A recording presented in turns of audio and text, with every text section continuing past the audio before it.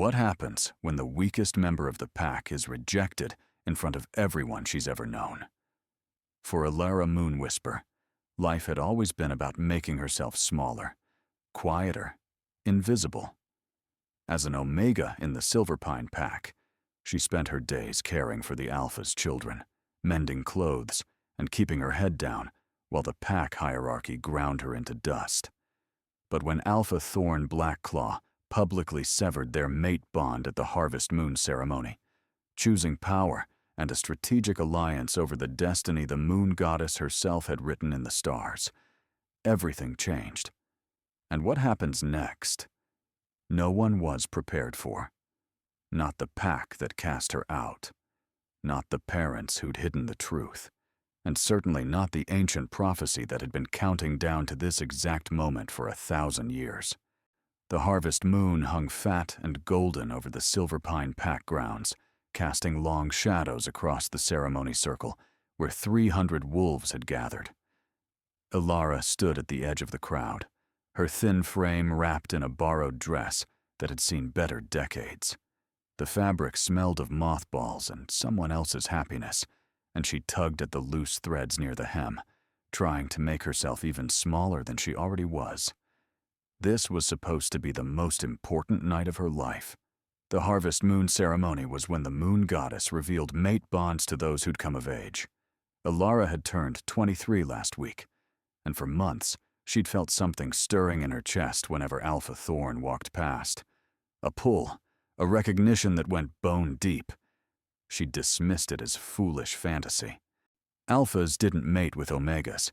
The hierarchy was sacred, ancient, carved into their very DNA. Alphas mated with other alphas, sometimes strong betas. Omegas mated with other omegas, if they were lucky. More often, they remained unmated, invisible, useful only for their domestic skills and their ability to soothe pack tensions with their naturally calming pheromones. But the moon goddess didn't care about hierarchy. She cared about balance, about destiny, about the invisible threads that connected soul to soul across bloodlines and borders. Ilara's wolf had been silent her entire life. Most Omegas had quiet wolves, subdued inner spirits that purred contentedly and rarely pushed for dominance. But Ilara's wolf wasn't just quiet. She was gone. Absent. A void where her other half should have been. Healers had examined her as a child, a prodding and testing, their faces growing graver with each assessment. Her wolf is there, they'd said finally, but bound, sealed away by powerful magic. No one knew why. Her parents, simple beta wolves, who ran a small farm on pack territory, had no answers. They'd looked as confused as everyone else. Perhaps it's a birth defect, her mother had whispered. A mutation. We're sorry, Ilara. You'll have to be strong. Strong. She'd tried. For 23 years, she'd tried. The ceremony began with Elder Morgana's wavering voice rising over the crowd. She stood at the center of the circle, ancient and bent, her white hair gleaming silver in the moonlight. "Blessed children of the moon goddess," she intoned, "we gather beneath her watchful eye to honor the bonds she has woven. When two souls are meant to unite, the goddess makes it known. The bond will call, the mark will appear, and destiny will be fulfilled." Ilara felt it then, a sudden, searing pull in her chest, like a hook had lodged itself behind her sternum and yanked. She gasped, stumbling forward. Her hand flew to her heart, where heat was spreading, burning, branding. Around her, other young wolves were crying out too, their eyes finding their mates across the circle, recognition dawning like sunrise. But Ilara's eyes locked onto only one person. Alpha Thorn Blackclaw stood on the raised dais beside the elder, magnificent and terrible in his formal ceremonial leathers. He was huge, even for an alpha, with shoulders that could carry the weight of the entire pack. His hair was black as midnight, his eyes the pale gold of a hunting wolf. His scent, Gods! His scent rolled across the distance between them like a physical force. Forest and embers, ozone and steel, the smell of a storm about to break over wild territories.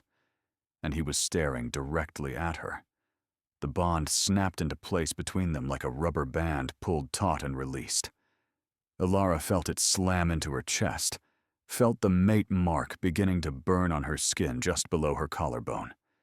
She pressed her hand there, feeling the heat of it, the certainty of it. No. No, this couldn't be happening. Not her. Not him. But Thorn's expression wasn't joy. It wasn't even surprise.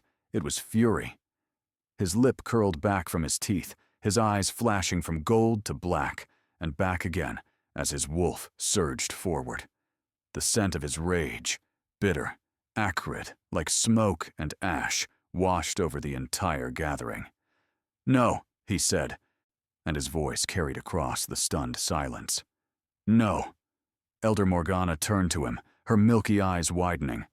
"Alpha, the goddess has spoken. Your mate is a mistake." Thorn's voice was cold, flat, final. He stepped down from the dais, his boots thudding against packed earth as he crossed the circle toward Alara. Every wolf in the pack pressed backward, creating a path, and Alara found herself frozen as he approached. Up close, he was even more overwhelming. He towered over her, his power radiating outward in waves that made her knees weak. The scent of morning dew and wildflowers drifted up from her skin, her natural signature mixing with the lavender oil she'd dabbed behind her ears. She'd wanted to smell nice tonight, had dared to hope. "Alara Moonwhisper." Thorn's voice was formal, ritualistic, and utterly devoid of warmth. "White Eyethorn Blackclaw, Alpha of the Silverpine Pack, reject you as my mate."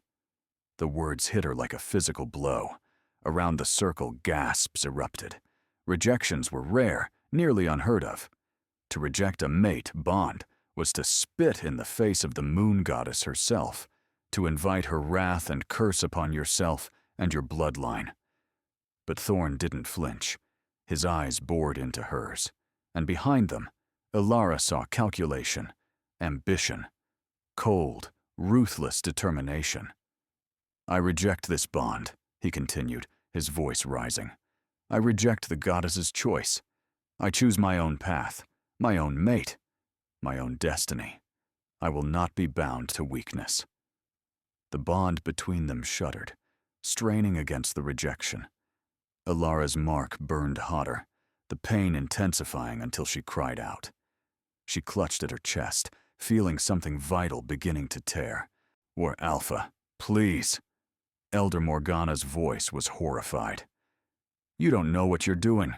The consequences." "I know exactly what I'm doing."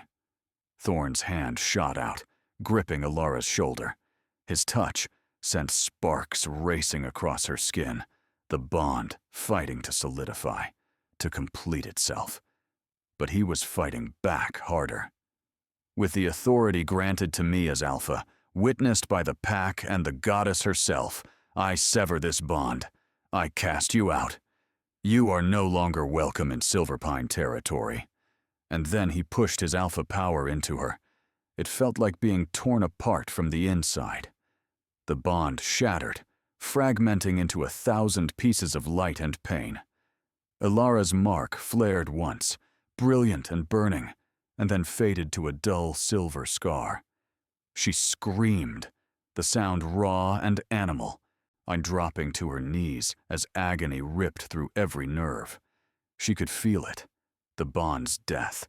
It was like losing a limb, like having her soul cut in half. The emptiness that rushed in to fill the void was worse than any physical pain she'd ever known. Thorn stepped back, his face impassive, even as a thin line of blood trickled from his nose. Rejecting a mate bond cost the Alpha too, but he bore it without flinching. "Remove her from Packlands," he ordered, and 2 guards stepped forward immediately.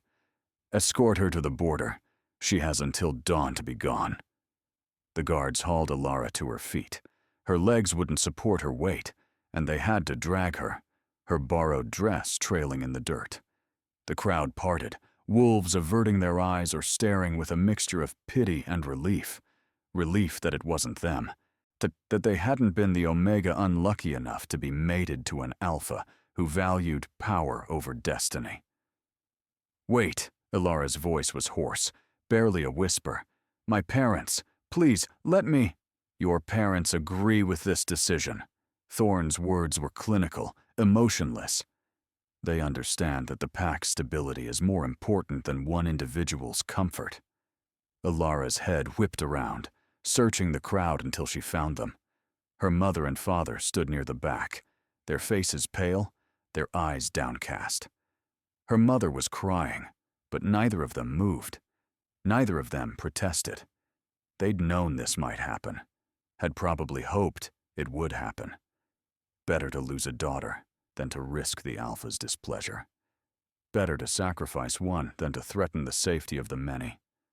The guards dragged her toward the edge of pack territory, almost where the carefully maintained grounds gave way to wild forest.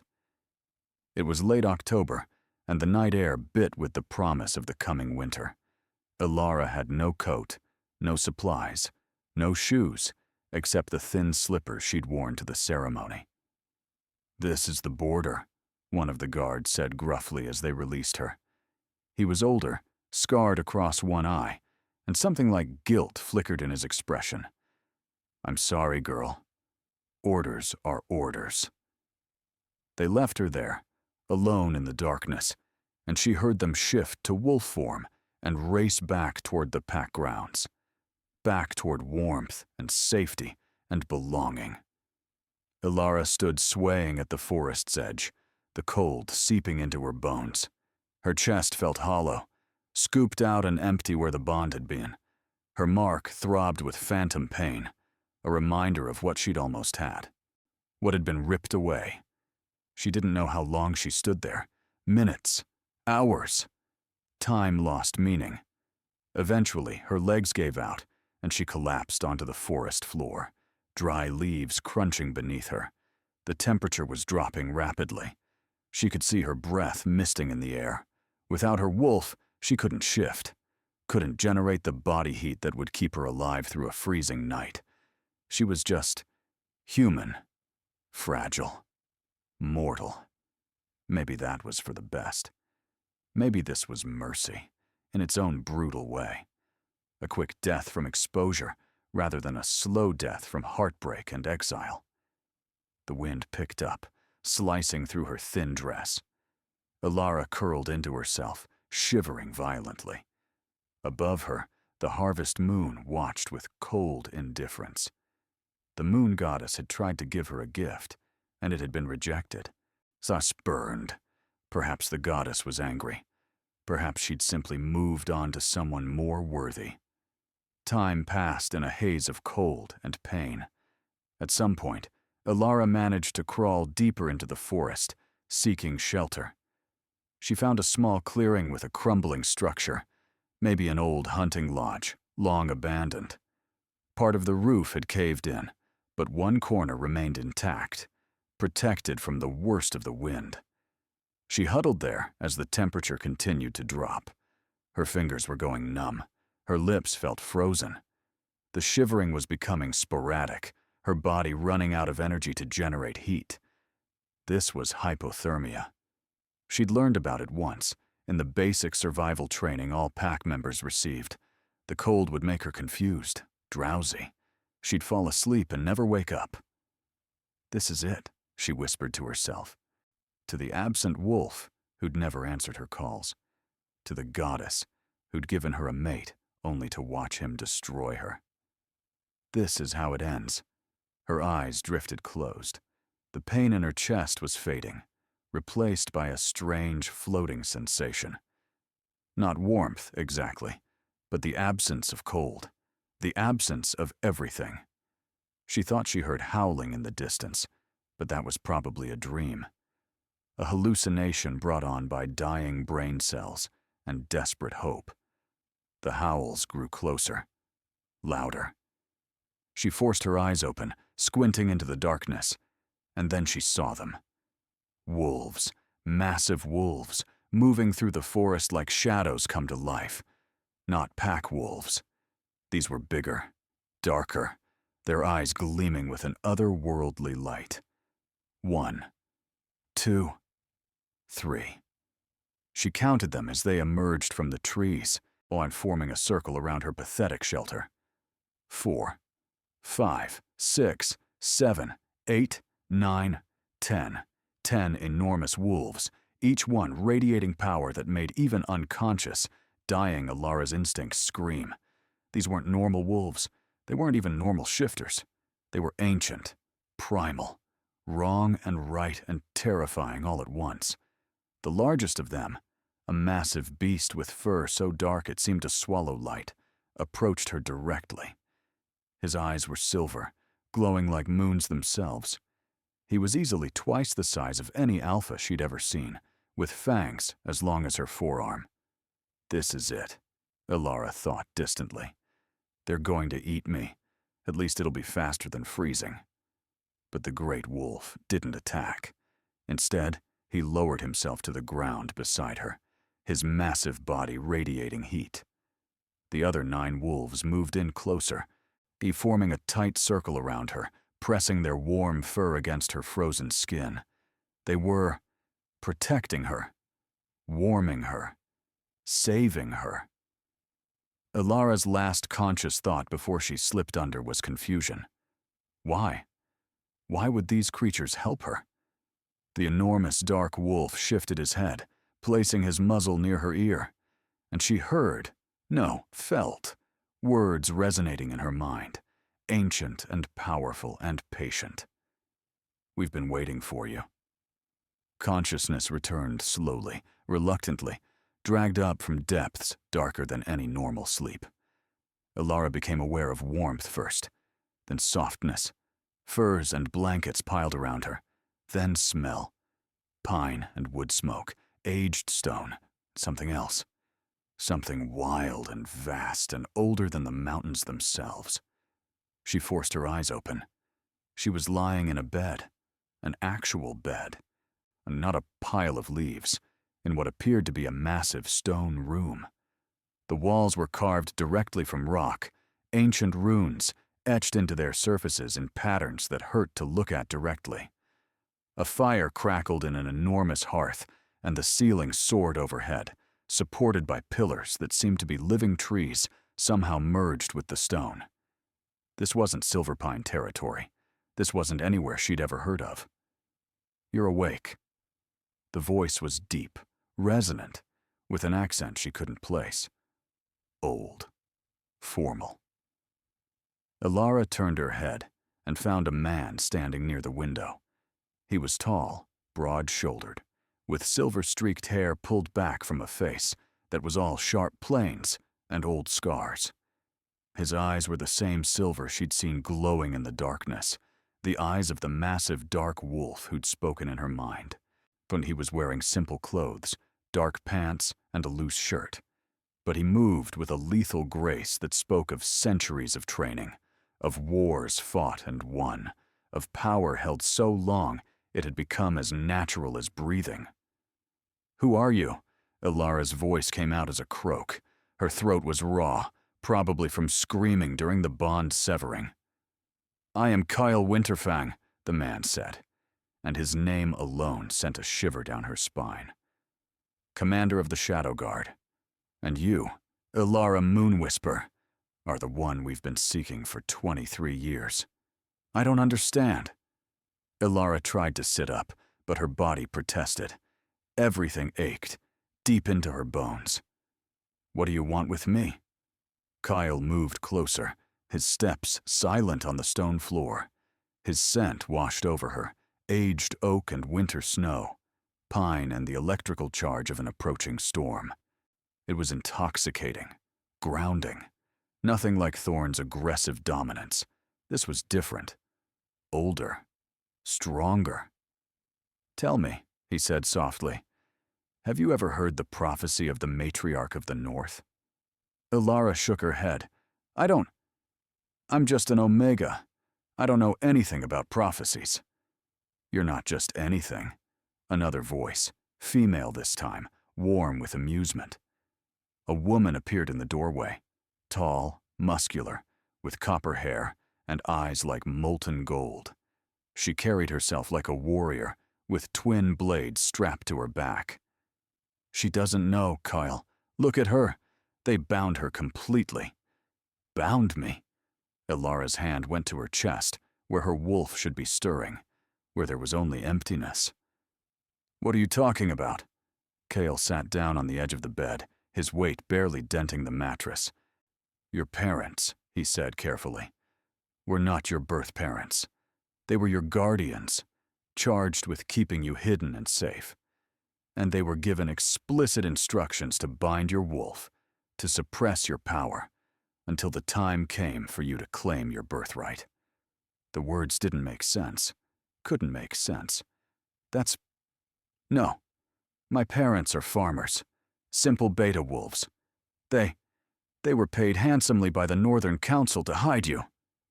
The copper-haired woman moved into the room, leaning against one of the carved pillars. "Paid and magically bound to keep the secret until you came of age. Until the rejection that would break the binding spell." "Rejection." The word tasted like ashes in Ilara's mouth. "You're saying Thorn rejecting me was supposed to happen?" "Not supposed to." Kale's expression hardened. But necessary. The spell your guardians placed on you was tied to your first mate bond. It was meant to dissolve naturally when you found your true mate.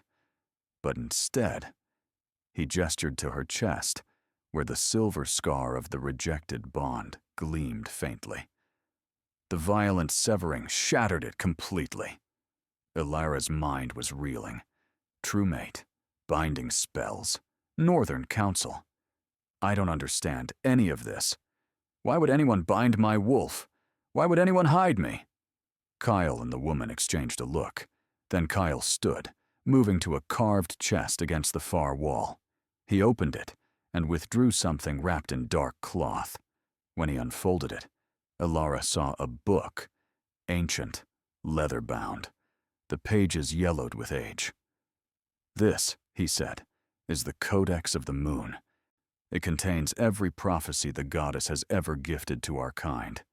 He opened it carefully, turning pages until he found what he was looking for. Here, the prophecy of the Northern Matriarch, spoken 1,000 years ago by the Oracle of Silvermoon. He began to read, his voice taking on a ritual cadence. "When the harvest moon rises full and bright, and the weakest is cast into endless night, the Northern Matriarch will wake from sleep. Born of ice, and shadow deep, she will rise where others fall, answering the ancient call. Marked by betrayal, bound by fear, she'll claim her throne when the way is clear. 10 sworn shadows guard her path, protecting her from coming wrath. She is the dawn. She is the storm. She is the Alpha in truest form." Silence filled the room after his words faded. Ilara stared at him, at the book, and at the copper-haired woman who was watching her with something like reverence. That's just a story," Ilara whispered. "A legend. It's not about me." "Isn't it?" The woman pushed off from the pillar, moving closer. "Born in the north, hidden away as an infant, weakest of the weak, cast out during the harvest moon, and now guarded by 10 warriors sworn by prophecy to protect you." She gestured around the room. "The Shadow Guard, child. We've been waiting our entire lives for you to emerge." "But I'm nobody," Ilara's voice broke. "I don't have power. I don't have a wolf. I'm broken." "You're not broken." Kyle's voice was gentle but firm. "You're bound. There's a difference." He moved back to the bed, kneeling so his eyes were level with hers. "Deep inside you, beneath the layers of suppression magic, your true wolf is waiting. She's been sleeping, locked away for your own protection. But the binding is cracking now. The rejection shattered the first layer. Your true power is beginning to emerge." As if his words were a trigger, Ilara felt something shift deep in her chest. Not where the mate bond had been. That space was still empty, still aching. This was deeper, lower, in the very core of her being. A stirring, a presence. Something vast and powerful uncurling like a great beast, waking from hibernation. Her breath caught. "What? What is that?" "That," Kale said, a slight smile crossing his scarred face, "is your wolf. And she's magnificent." The presence grew stronger, pressing against the inside of her ribs like it was testing the boundaries of its cage. Ilara gasped, clutching at her chest. It didn't hurt exactly, but it was overwhelming. She'd spent 23 years with silence in her head, and now there was something enormous trying to fill that space. "Easy," the copper-haired woman said, moving to her other side. "Don't fight it. Let her in. Let her wake." I don't know how. Panic was rising in Ilara's throat. The presence was getting bigger, stronger, threatening to burst out of her skin. "Close your eyes," Kyle instructed. "Breathe and listen." Ilara squeezed her eyes shut, her entire body trembling. She focused on her breathing, in and out, and tried to turn her attention inward, into the darkness where her wolf had been absent for so long. And there she was. Not absent. Never absent. Just sleeping. Bound in chains of silver light that were cracking, shattering, falling away piece by piece. The wolf was enormous, far larger than any wolf Ilara had ever imagined. Her fur was pure white, so bright it seemed to glow from within. Her eyes were violet, a color that shouldn't exist in nature, but somehow did, brilliant and otherworldly. Power radiated from her in waves that made the darkness around them shimmer. "Hello," Ilara whispered into the space between them. "Who are you?" The wolf's voice, when it came, was nothing like she'd expected. It wasn't small or timid or quiet. It was thunder and music, ancient and young all at once, power wrapped in silk. "I am yours," the wolf said. "I am you. I am what was taken and what is returning. I am the storm they feared, the power they tried to bury. I am the matriarch, and I have been waiting to run free." The last of the chains shattered.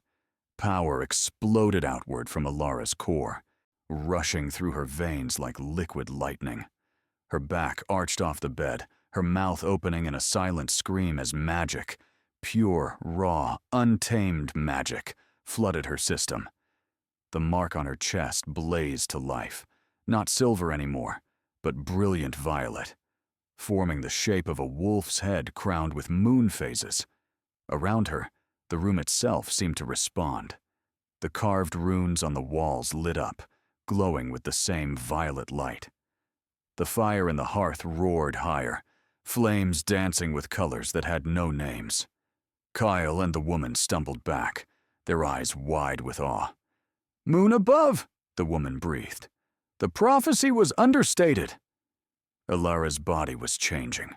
She could feel her bones flowing, reshaping, not breaking like normal shifts, but transforming like water, taking a new form.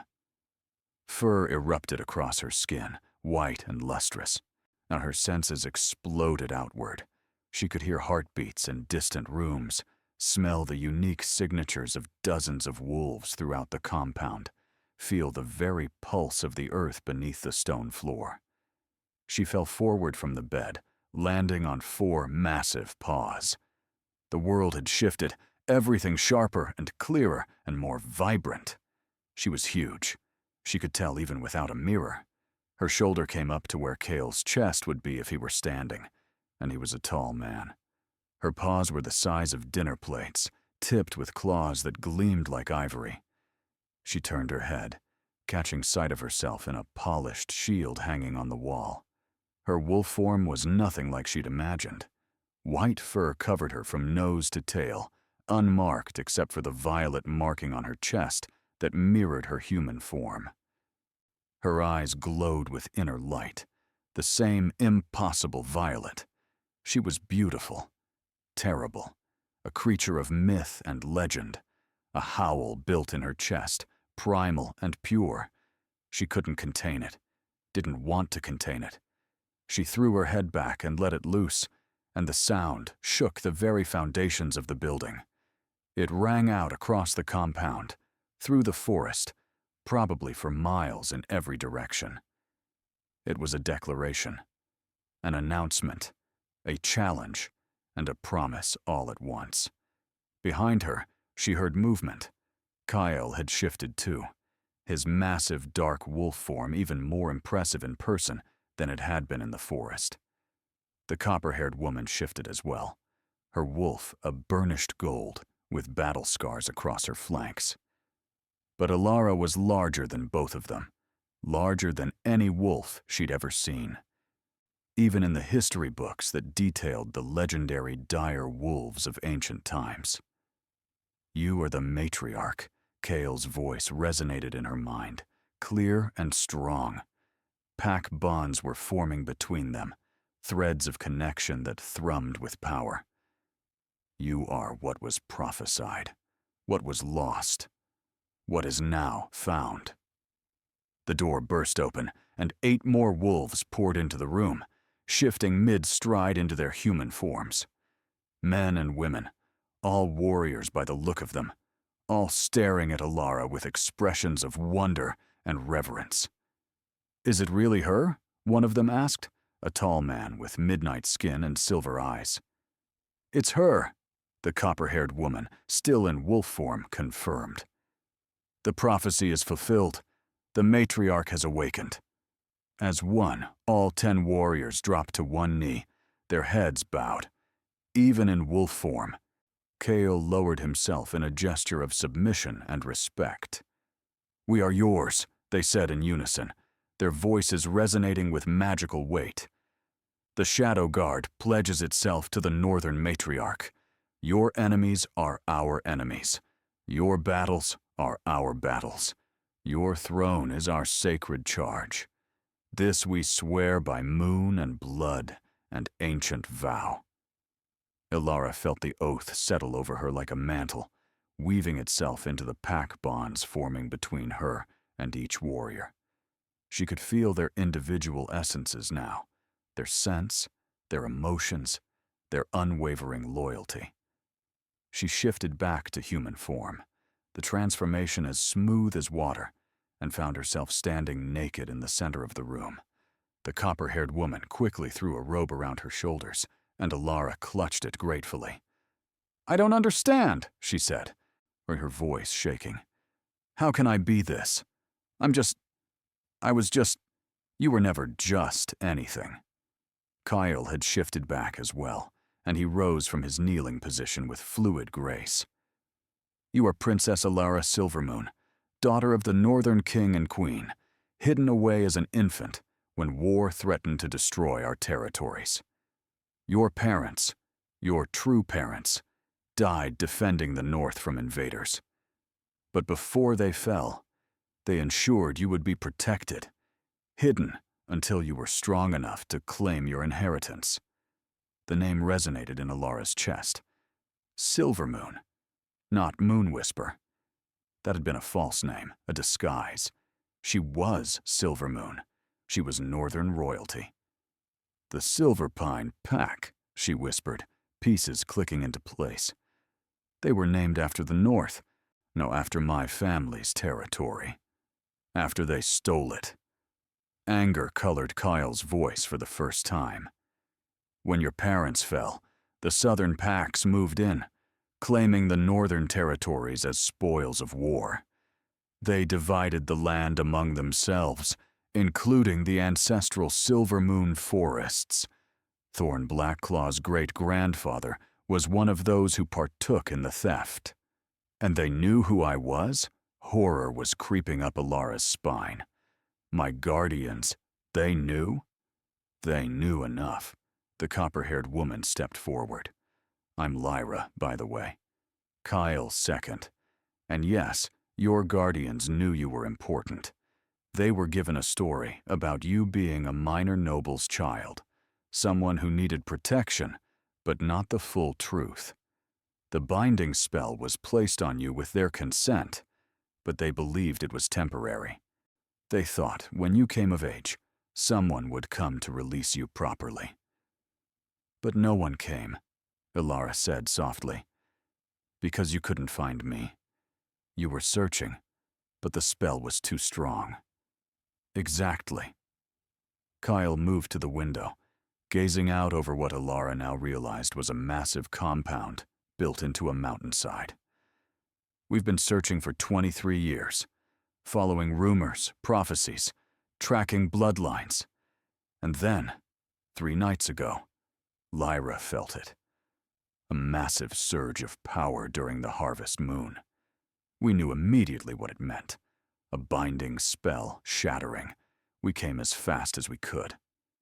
You saved my life. Tears were building in Ilara's eyes. If you hadn't found me, I would have frozen to death.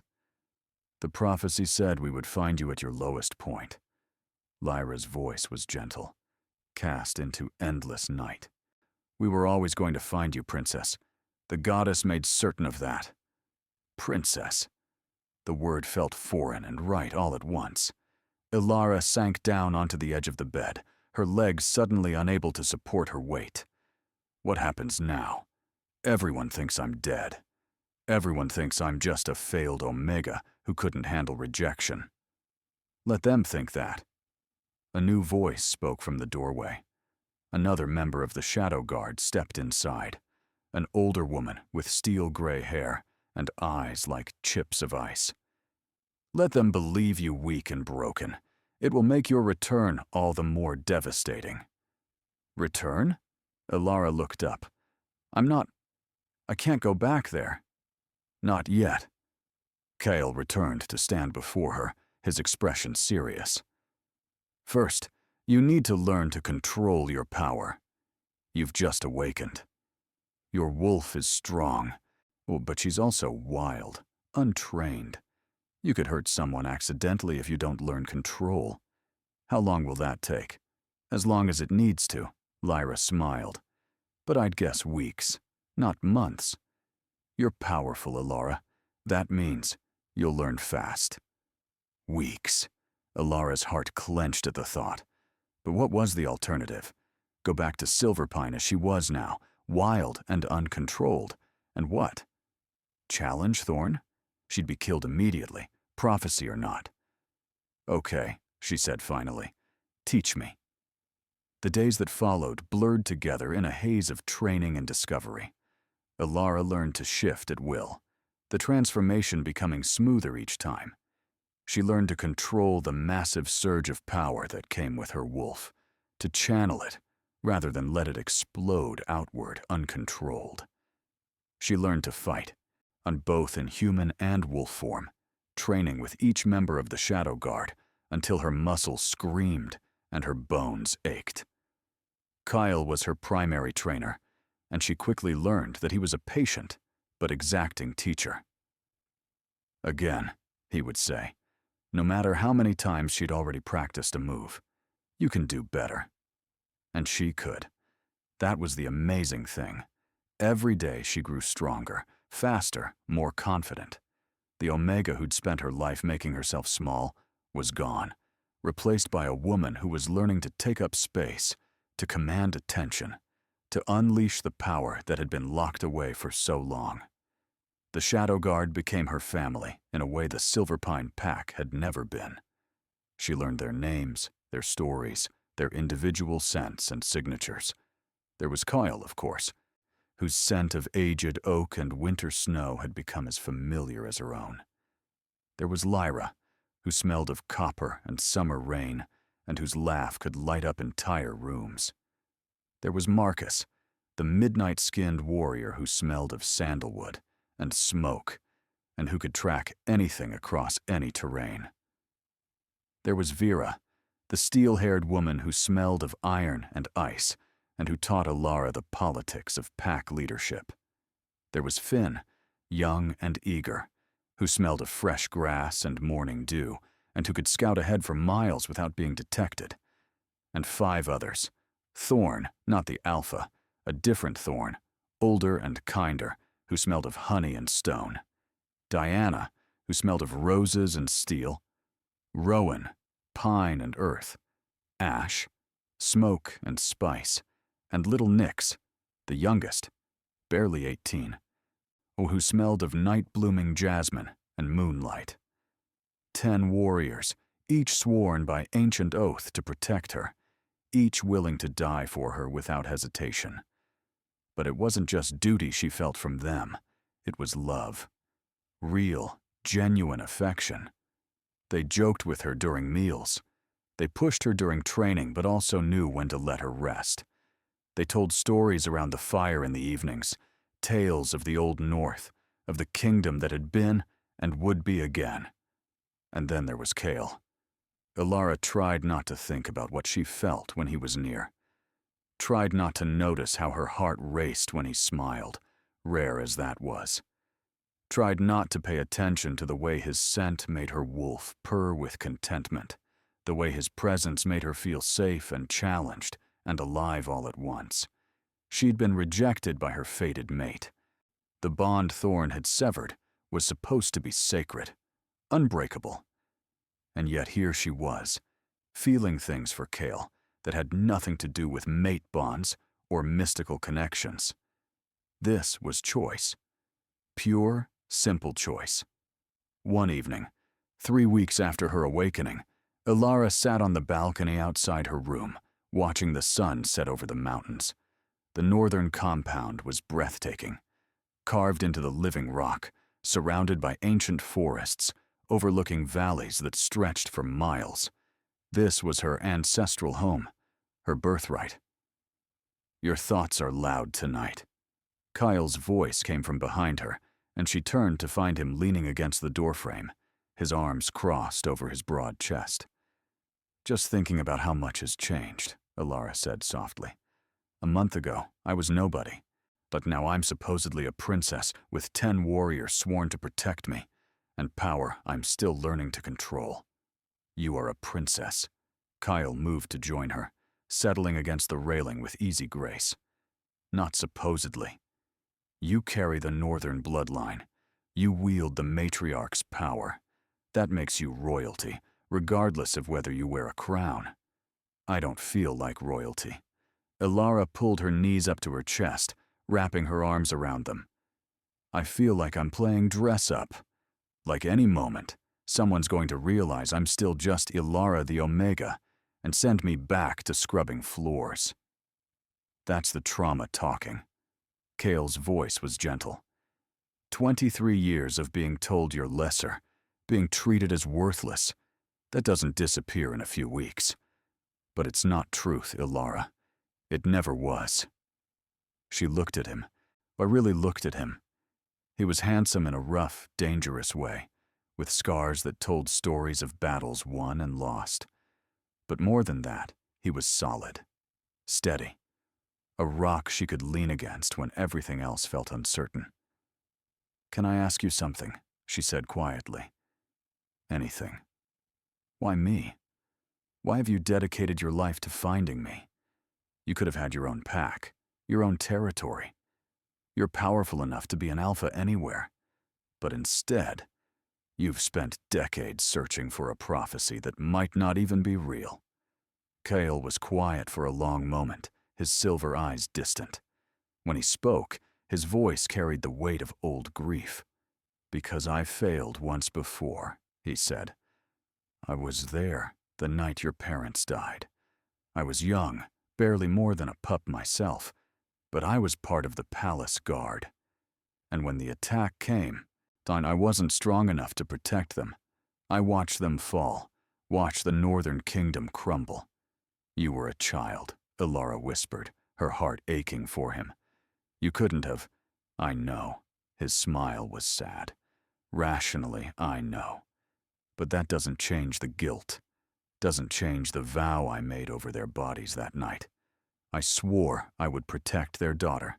I swore I would see her restored to her rightful place. And I've spent every day since trying to fulfill that oath. That's a heavy burden to carry. It's an honor to carry. He turned to look at her fully. And now that I've found you, now that I've seen what you're becoming, I know it was worth it. You're going to reclaim the North, Elara. You're going to restore what was stolen. And I'm going to be there when you do. The certainty in his voice made her believe it, made her believe she could be what the prophecy claimed, what he saw in her. Thank you, she said softly, for not giving up, for finding me, for saving me. Always. The word was a promise, simple and absolute. They sat in comfortable silence as the last light faded from the sky, and Elara allowed herself a moment of peace. The storm was coming. She knew that. Eventually, she would have to face Silverpine, face Thorn, face all the wolves who'd watched her be cast out and done nothing. But not tonight. Tonight, she could simply be Elara, sitting with someone who saw her as she truly was. The attack came without warning. Elara was training with Marcus in the forest surrounding the compound, practicing her tracking skills, when she caught an unfamiliar scent on the wind. Bitter and aggressive, laced with intent. She froze, and her wolf immediately surging forward. "Marcus," she said quietly, "we're not alone." The warrior's expression sharpened, his head tilting as he scented the air. "Scout. From the south, judging by the signature. They found us." A howl split the air, not a greeting, but a challenge. And then wolves began emerging from the trees. Not the shadow guard. These were strangers, their fur bristling with aggression, their eyes hard with purpose. At their head was a wolf Elara recognized, even in animal form. The scent of forest and embers, ozone and steel. Thorn. Her former mate had come hunting. There were at least 20 wolves with him, forming up in a battle line. Marcus immediately shifted, positioning himself between Elara and the threat, but she placed a hand on his shoulder. "No," she said quietly. "This is mine." She stepped forward, and as she did, the rest of the shadow guard emerged from the forest around them. They'd been tracking the intruders, positioning themselves strategically. Kyle moved to her side, his massive dark wolf form radiating protective fury. Thorn shifted to human form, his pack following suit. He looked the same as he had at the ceremony. Powerful, arrogant, every inch an alpha. His lip curled when he saw her alive. "So," he said, his voice carrying across the clearing. "The rumor is true. The Omega survived." "I did more than survive." Elara kept her voice level, calm. "I found my true family, my true power, and I found out exactly who I am." "And who is that?" Thorn's tone was mocking. "A princess in exile? Please. You're still the same weak Omega I rejected. I can smell it on you, the scent of submission and fear." That's where he was wrong. Elara's scent had changed. The lavender and wildflowers remained, but now they were underlaid with something else. Something that smelled of winter storms and northern lights, of ancient power and regal authority. She was no longer the Omega who'd cowered before him. "You made a mistake, Thorn." She took a step forward, and her wolf rose to the surface, power radiating outward in waves. "You didn't just reject a mate. You rejected the northern matriarch. You rejected your future queen. And now you're trespassing on my territory." Uncertainty flickered across Thorn's face, but he rallied quickly. "You're delusional. There is no northern kingdom. Those lands belong to the southern packs now." "Stolen lands," Kale growled, still in wolf form. "So taken during war through dishonorable means. Spoils of war." A woman stepped forward from Thorn's group, beautiful, with dark hair and cruel eyes. She smelled of cinnamon and iron, with an undercurrent of blood. Ilara remembered her vaguely from the pack. Selene, Thorn's beta, his likely choice for a proper mate. The weak deserve to be conquered. Is that what you think? Ilara smiled, cold and sharp. Then let's test that theory. Before anyone could react, Selene launched herself forward, shifting mid-leap into a massive gray wolf. She was fast, vicious, going straight for Ilara's throat. Ilara shifted without thinking, her transformation instant and fluid. She met Selene's charge head-on, and the impact of their collision echoed through the forest. But where Selene expected to overpower an Omega, she found herself facing something far different. Ilara's white wolf was enormous, dwarfing the beta female easily. With a single swipe of her paw, she sent Selene tumbling across the clearing, the other wolf yelping in surprise and pain. Ilara was on her before she could recover, pinning her to the ground with one massive paw on her chest, claws pricking through fur to the skin beneath. "Submit!" Ilara's voice resonated in Selene's mind, carrying the full weight of Alpha Command. Not regular Alpha Command, Royal Command, the kind that made every instinct in a wolf's body scream to obey. Submit or die. Selene struggled for a moment, her pride warring with her survival instincts. Then her body went limp, her throat exposing in submission.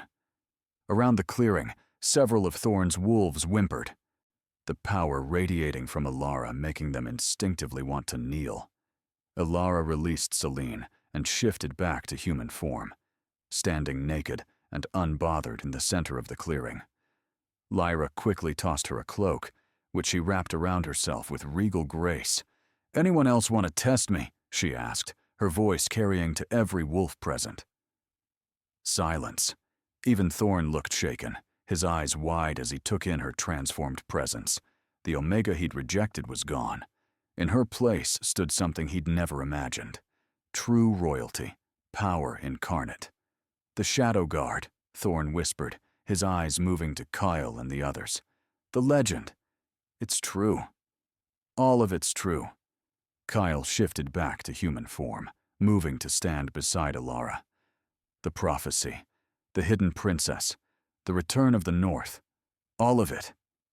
Ilara stepped forward, her violet eyes blazing. "You rejected your mate, Thorn Blackclaw. You spat in the face of the moon goddess. You cast out the one person who could have elevated your pack to greatness. And now you've trespassed on northern territory, bringing violence to my doorstep." "I didn't know," Thorn started, but she cut him off with a raised hand. "You didn't care to know.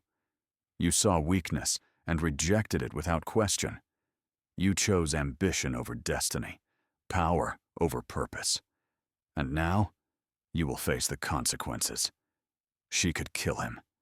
The thought whispered through her mind, dark and tempting. Justice for the rejection, for the humiliation, for nearly causing her death. The Shadow Guard would support it. The old laws would permit it. But as she looked at Thorn, cowering before her with his pack arrayed behind him, now she felt something unexpected. Not rage, not vengeance, but pity. He'd thrown away everything for pride. He'd rejected the goddess's gift because it didn't fit his vision of power. And now he was seeing exactly what he'd lost. "I could kill you," she said quietly. "I could wipe out your entire pack for this transgression. But I'm not going to." Thorn's eyes widened with desperate hope. "Instead," Ilara continued, "I'm going to give you a choice.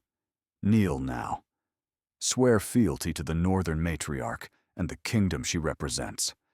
Accept that the lands you call Silverpine were stolen, and pledge to make restitution.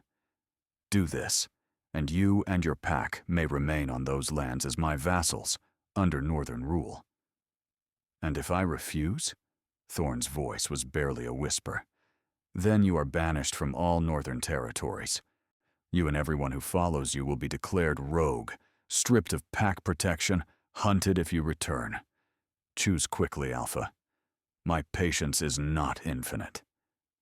The clearing was utterly silent. Behind Thorn, his pack members shifted nervously. Some were already lowering their heads, sensing the shift in power. Celine, still on the ground, had fully submitted, her eyes averted. Thorn looked around at his wolves, saw the fear and resignation in their faces, saw the overwhelming force of the Shadow Guard, each one radiating power that surpassed his own, saw Ilara standing like a pillar of light, unmovable and absolute. Slowly, jerkily, as if every movement pained him, Thorn Blackclaw lowered himself to his knees. "I submit," he said. The words dragged from his throat. "The Silverpine Pack submits to the Northern Matriarch. We acknowledge your claim to the ancestral territories. We accept your rule."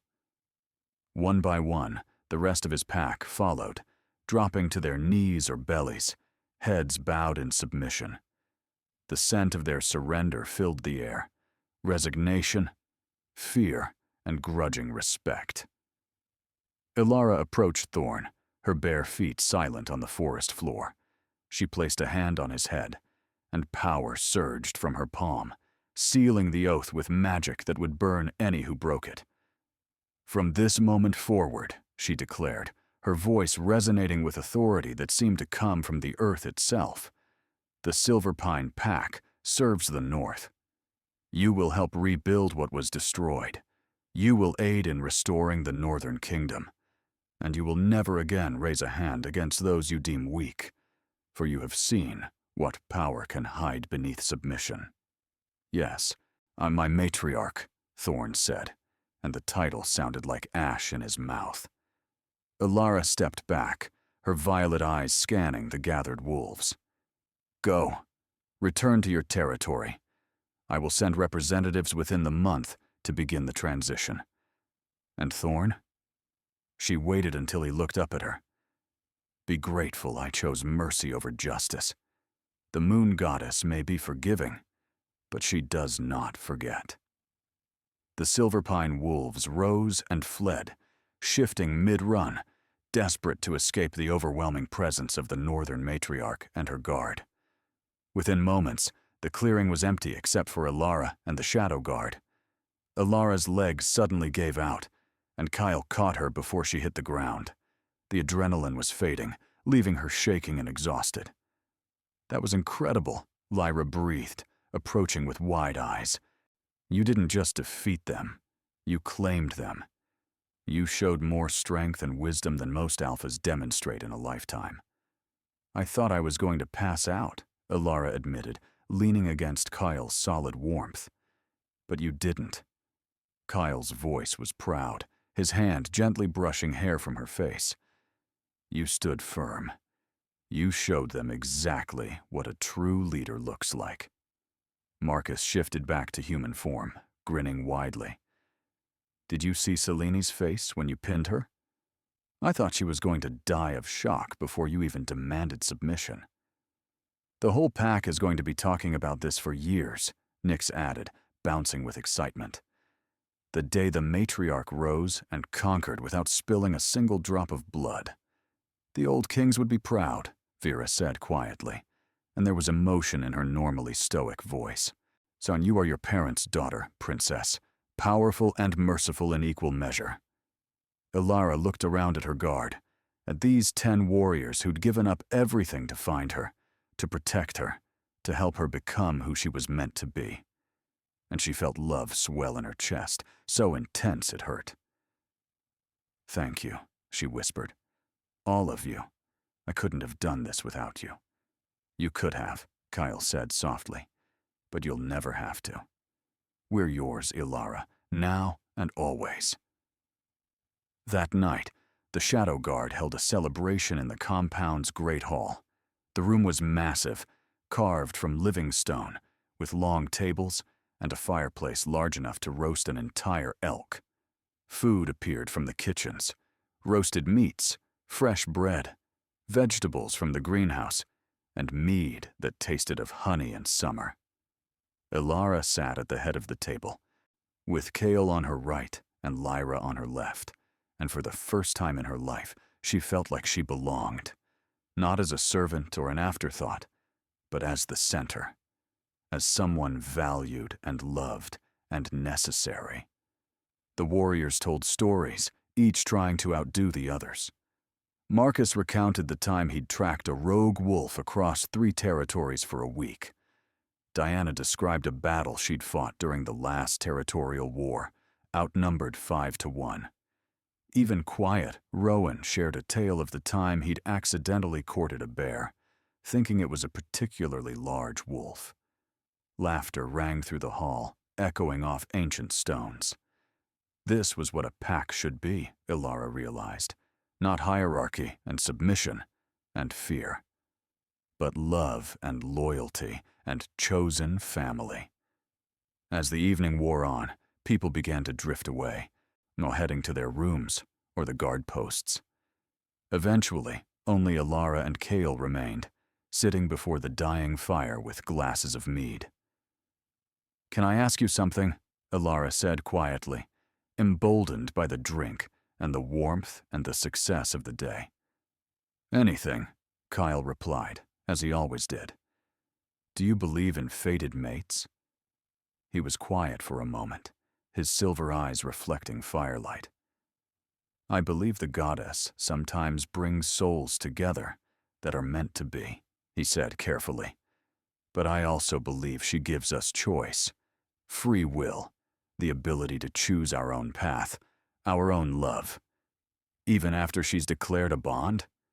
Even then?" He turned to face her fully. "Thorn was your fated mate, yes.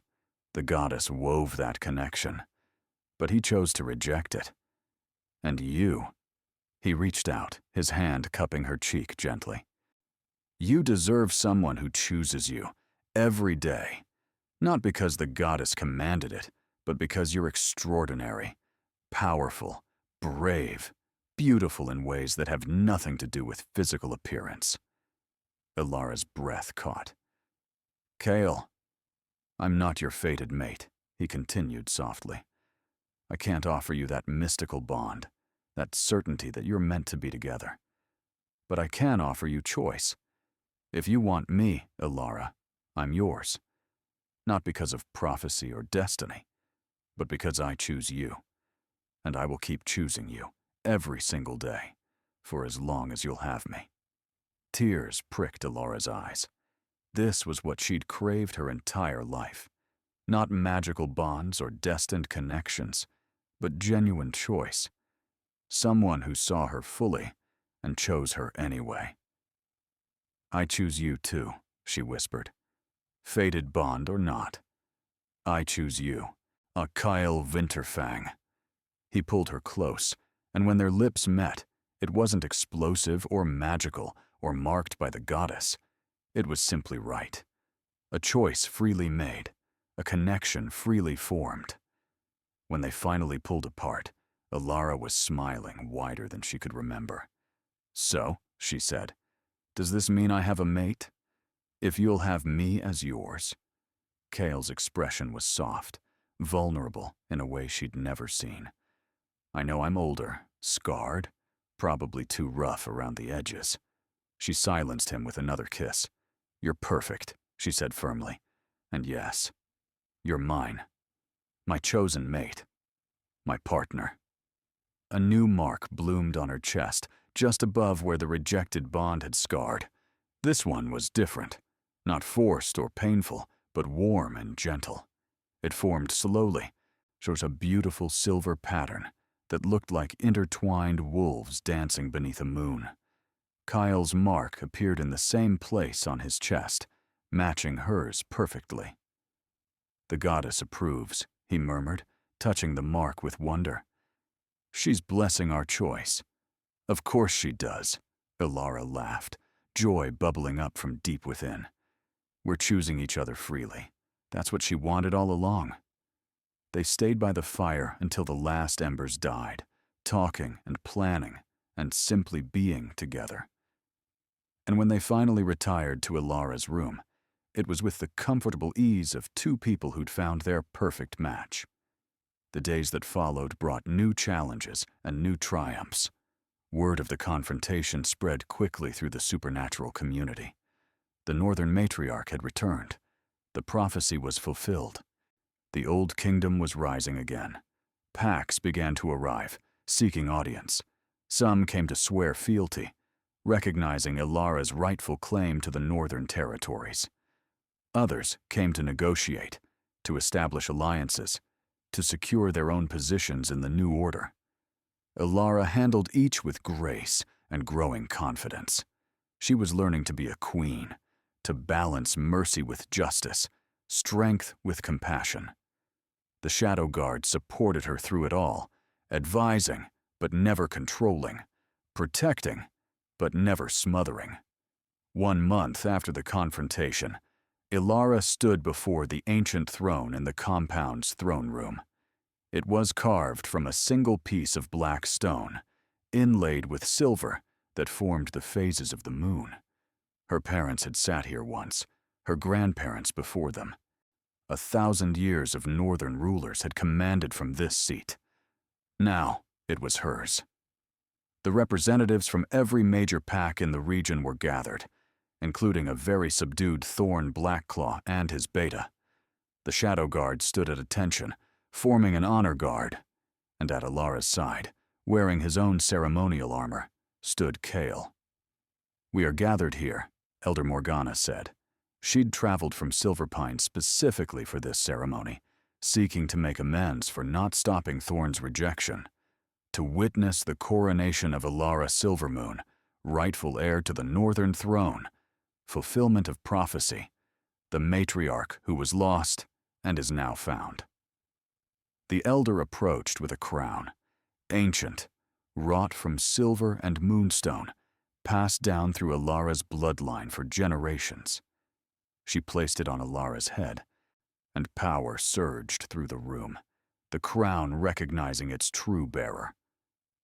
"I present to you," Morgana declared, her voice ringing through the hall, "Queen Ilara Silvermoon, first of her name, matriarch of the North, protector of the Northern Territories, and blessed of the Moon Goddess."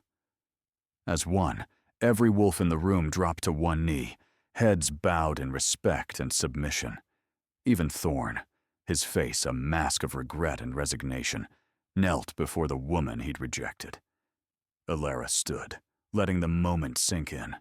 She was no longer an Omega scrubbing floors and raising other people's children. She was a queen, a leader, a force that would reshape the supernatural world. But she hadn't forgotten where she came from, hadn't forgotten the pain of rejection, the sting of abandonment, the desperate cold of that night in the forest. Those experiences had shaped her, made her stronger, given her empathy for those who suffered. "Rise," she said, her voice carrying the authority of her position. "All of you, rise." They stood, and she swept her gaze across them. "I am your queen now. The North is reborn. But I will not rule as a tyrant. I will not demand blind obedience or punish those who question. I will rule with justice and mercy, with strength and compassion. And I swear to you, by moon and blood and ancient vow, that no wolf in my kingdom will ever be cast out for being born into a lower station. No Omega will be rejected for their rank. No Beta will be overlooked for lacking alpha blood. We are all children of the Moon Goddess, and we all deserve dignity and respect." Murmurs of approval rippled through the crowd. This was a new kind of ruler, one who remembered what it was like to be powerless. Thorn Blackclaw. Ilara's gaze found her former mate, and he flinched. "Step forward." He approached slowly, his head bowed. When he reached the base of the throne, he dropped to one knee again. "You rejected me," Ilara said quietly, for his ears alone. "You cast me out to die. And in doing so, you gave me the greatest gift you could have. Freedom from a bond with someone who valued power over partnership. I forgive you, Thorn. Not for your sake, but for mine. Holding on to anger would only poison me. But know this. you will spend the rest of your life knowing that you rejected a queen. That knowledge is punishment enough." "Yes, my queen," Thorn whispered, and there were tears in his eyes. "Go. Rule Silverpine well. Serve the North faithfully. And perhaps one day, you'll find a mate who actually wants you." He rose and backed away, and Alara turned her attention to the rest of the assembled wolves. "Let this mark a new era for our people. The North has returned, and with it comes a promise of fairness, of justice, of a world where power serves the people, not the other way around." The hall erupted in cheers, wolves howling their approval, and through it all, Alara stood tall, her crown gleaming in the torchlight, her chosen mate at her side, and her loyal guard surrounding her. She'd gone from nothing to everything, from Omega to Queen, from rejected to revered, and her story was only beginning. And so Ilara Silvermoon's journey from cast-out Omega to Northern Queen reached its first chapter's end. She'd been beaten down, rejected, left to die, and had risen from those ashes stronger than anyone imagined possible. She'd found her true family in the Shadow Guard, her true power in the wolf that had always lived within her, and her true love in Kyle, the warrior who'd searched for her his entire life. Her transformation wasn't just physical, it was spiritual, emotional, a complete rebirth of someone who'd been forced to be small, finally claiming the space she deserved in the world. The lesson here is powerful. Rejection isn't always the end of your story. Sometimes it's the beginning. Sometimes being cast out is exactly what you need to discover who you truly are. The people who reject you don't determine your worth. You do. What did you think of Alara's transformation? Have you ever had a moment where rejection led you to something better? Drop your thoughts in the comments below. And if you enjoyed this story of the Omega who became a queen, hit that like button and subscribe to the channel. Turn on notifications so you never miss another tale of underdogs rising, prophecies fulfilled, and power reclaimed. But Alara's story isn't over. Dark forces are gathering in the south, drawn by news of the North's resurgence. A blood moon rises on the horizon, and with it comes an ancient evil that even the Shadow Guard may not be powerful enough to defeat. The prophecy has been fulfilled, but a new chapter is beginning. One that will test Ilara's newfound power, challenge her rule, and force her to make impossible choices between her people and her principles. Thank you for listening to this tale. We'll see you in the next chapter, where the real battles begin. Until then, remember, the moon always sees you, even when no one else does.